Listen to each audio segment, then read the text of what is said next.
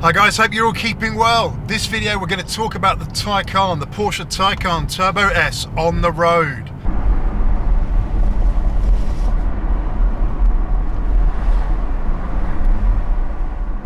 That's where it really matters. We've taken this thing out on the track, you'll see that from previous videos. It was interesting, definitely have a watch of that one if you're considering doing that.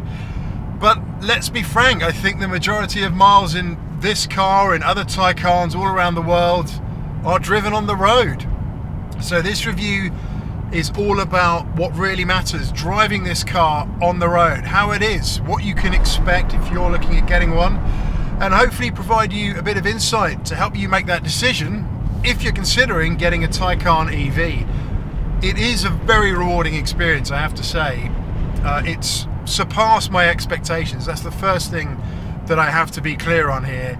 It's really surpassed my expectations. There was a bit of trepidation, to be fair, getting an EV. You know, would I miss the ICE thing? I do miss the ICE thing, but this is so good, it makes up for it. It really does. So where to start? I think we should start with the seating position of this car.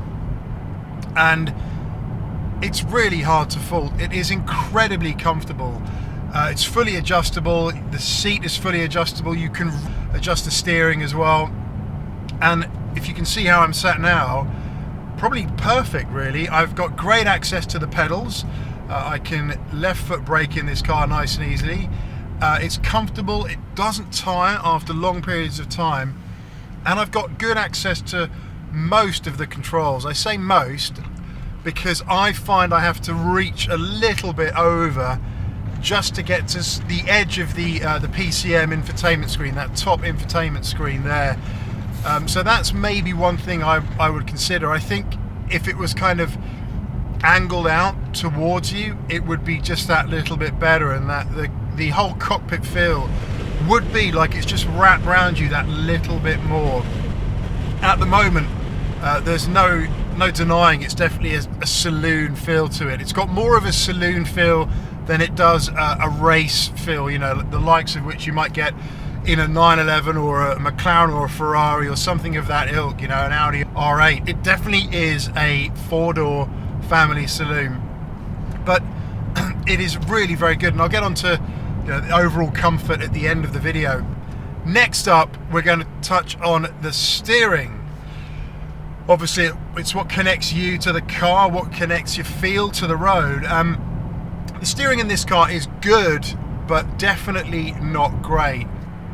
In most of the modes, so we're in normal mode now, it's a little bit wallowy. The dead zone in this car is quite significant. That is how far you have to move the wheel before you start to see any input. I don't know how well you can see that, but I'm moving the wheel there and there's very little happening. So the steering is okay. It doesn't give you amazing feedback, I have to say. It does not give you amazing feedback. So obviously this is being an EV, right? It's all electrically assisted. So sometimes you do feel a little bit disconnected from what's happening with every wheel, every bump on the road in this car. If you move it into sports mode, we'll do that now.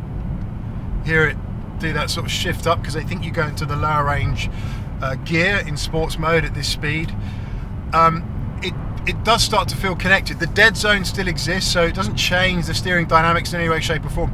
It does get heavier. The steering does get heavier when you go into sports mode, so you do feel connected. And honestly, I have to say, for such a heavy car, for a four-door car, for an electric car with a big battery in it, 600 kilos of battery, it's good. It is really very good, but it's never going to compete with the likes of a 911, with the likes of a Ferrari, with the likes of a McLaren in that department, McLaren especially, because that is probably, in fact, not probably, definitely the best steering feel I've ever had in any car that I've been in. So steering is good, but not great. Spoken about it in a previous video as well. I'd like the wheel to be a little bit bigger. So that's the steering done and the seating covered off. Still very comfortable. We'll go back into individual mode there, normal. And we're going to talk now about the power of this car. And this is the Taycan Turbo S, so it's the full fat, all of the glory, 750 bhp on launch, 774 pounds-foot of torque. And that is where this car is insane. I mean, it really is. Round the roads, that type of power delivery is more than you need. It's more than you could ask for, and it does the job everywhere. You know, nipping out into small gaps, pulling out, accelerating. It's phenomenal. When you're on a track and you're sort of above 100 miles an hour, it really starts to tail off. That back EMF that you get, it just feels like it's having to work harder and harder to get faster, whereas other cars, you know, the likes of those fancy sports cars I've mentioned already, those other brands, really only start to come alive probably about above 80 miles an hour. It's all these kind of low speeds, the quick nippy speeds, getting up to speed, where this car really does excel. And another great feature about this car is the linearity of the accelerator, how much travel you've got, how much control you've got over exactly how much power you're feeding it. Some cars, you know, you could argue that the throttle's a little bit on-off. You don't have a lot of travel to alternate between those different speeds, the different powers, the different throttle you're applying to that combustion engine maybe. But in this, you push it down, you go a bit faster, you push it down, you go faster still, and it just keeps pulling and pulling and pulling.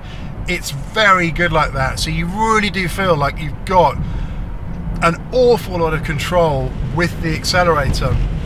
Of course, predicting when the wheels are going to break free in this is very much a different kettle of fish compared to some of the other cars that you may know and love. But that throttle response and the control, the simple control that you've got in this car is absolutely brilliant, and the power is breathtaking. I really am very interested to see what this facelift GT is going to bring us, if indeed it is happening.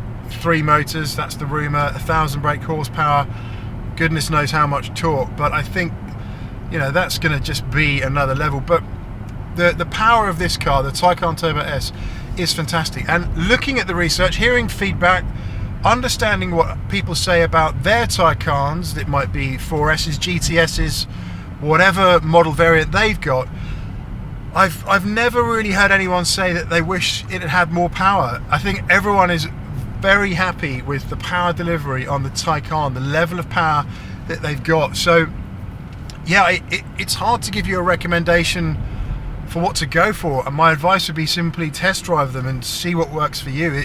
You know, I can't say that you might try the Turbo S and you just think, you know what, that's just a little bit too much for me and for the roads. I think I'll probably look at something a bit further down the model mark. But it is absolutely whatever works for you, right? But they all deliver the power in a really smooth, linear fashion, which makes road driving just so comfortable. Next up, we're going to talk suspension in this car and how the ride is. And again, it blows me away how good it is in this car, how versatile it is. It just is an area that this car absolutely excels at. Now, this is air suspension, and my advice is get a car with air suspension. There are sprung cars out there. Bizarrely, yeah, they do exist. The base spec, you can get sprung. So it is possible to get a sprung car, but you want the adjustability that air suspension brings you. Now, the comfort level of this car, whilst wallowing around town, is absolutely another level. In comfort mode, you just don't feel the bumps. It soaks everything up. It's never clattery. It never tires. I just think you have to try that, because this is exactly what I would expect from, for example, a Rolls-Royce or a Bentley, right? It is just that good. So an area that this car really excels at, and of course when you tighten it up into sports mode as we did earlier, you do feel the road. You are more connected with the road. The suspension really firms up. I also have the Porsche Dynamic chassis control on this, which will actively level the car, so it will try and keep it as level as possible, and I really noticed that going around Silverstone. Some very clever tech there on this thing. But the ride is brilliant, and of course the comfort that brings, and that's what I want to talk about now, the comfort of this car.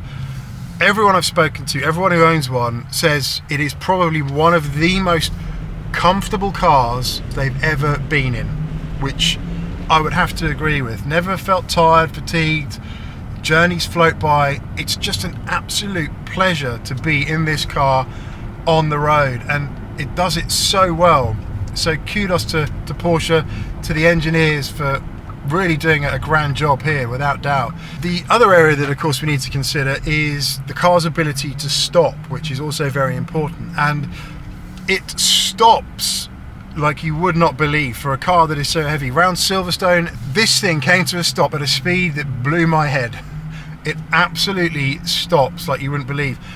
One of the problems that it's got is the transition, because it normally will use regen braking, and the transition between regen and real braking, i.e. using those carbon ceramics, is a little bit strange. And on the road sometimes as well, it's maybe not as consistent as I'd like it to be. That is, when you press the brake pedal, it does a slightly different thing, very slightly different thing each time, in terms of how far you press the brake pedal, how that progression is, and just sort of how it feels.